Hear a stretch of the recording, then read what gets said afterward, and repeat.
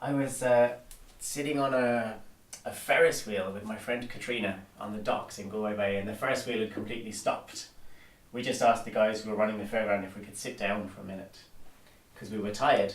And then they said, well, why don't we give you a free ride?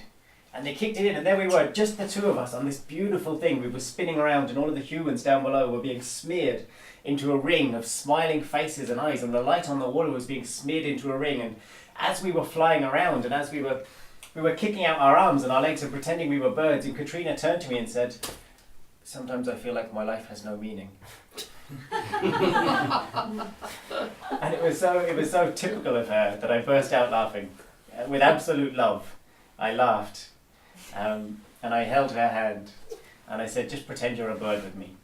And I went home that night and I made this story up for Katrina, who's now over the seas in Mexico.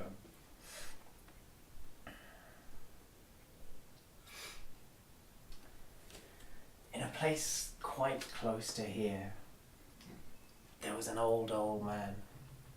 And this old man had watched all of his family go into the ground before him.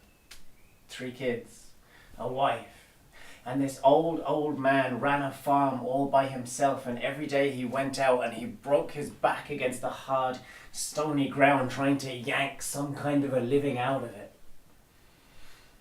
This went on for a long time. He got tired. He got bored. And when the boredom got too depressing, he got angry. And he started to ask questions of the sky. He said, God, I don't know if I believe in you, but if you're up there, answer me this. What is the meaning of my life? Nothing. He went to the sink, washed out his ears. Tried again. God, if you're up there, tell me what is the meaning of my life? Just hear his neighbour outside singing too loud. So he said, maybe I need to get closer.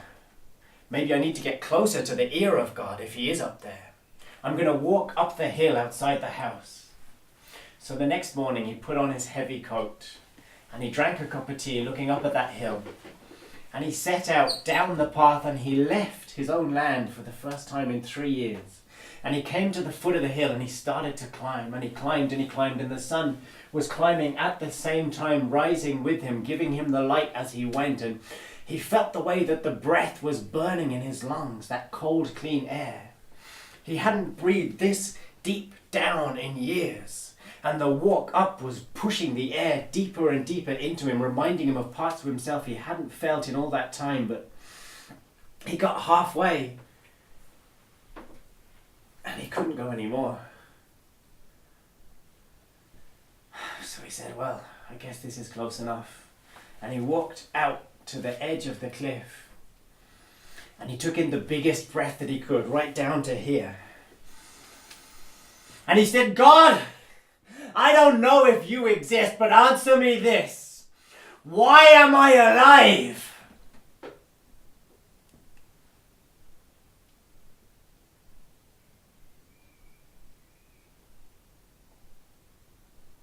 Nothing. He walked back down, went to bed. Next morning he woke up and he had his cup of tea and he thought, well, maybe I can get higher. Maybe I can climb higher than that. And he set out, and again he felt the air going deep into those lungs, and again the sun rose with him. And when he got to that place where he'd asked the question yesterday, he saw something that stopped the breath in his chest. He saw this little boy run straight at the cliff edge and jump out into the air. And just when the old man's heart was about to leave his mouth, the boy caught onto something that the man couldn't see. And he swung back around in naked air and jumped back onto solid ground. The old man went and he stared at that place in the air where the boy had seemed to hold on.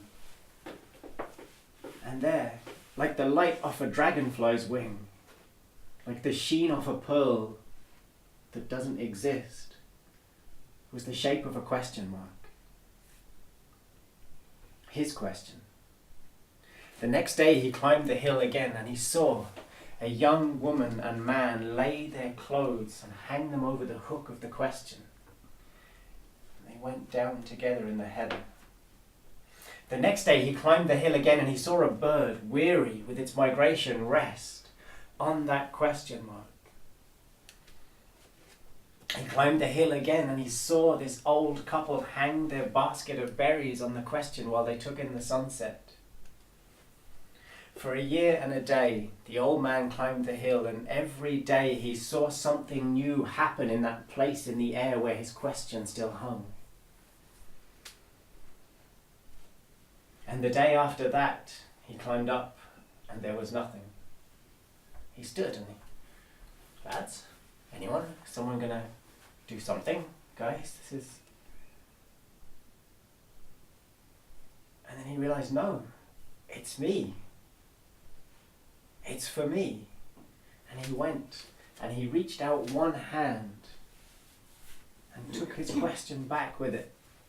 And he looked at the second half of that hill that he hadn't been able to climb. And he saw how strong and how flexible his question was. And he walked up and he swung and dug it into the side of the hill and he pulled himself up.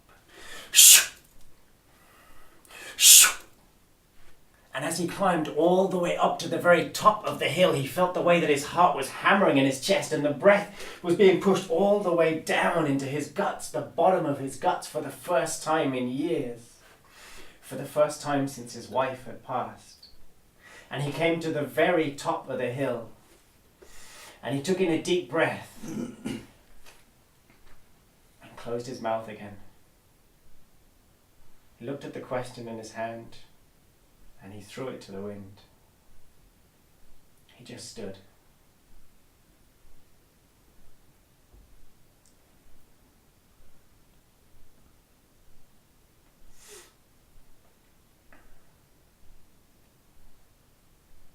Then he made his way back home.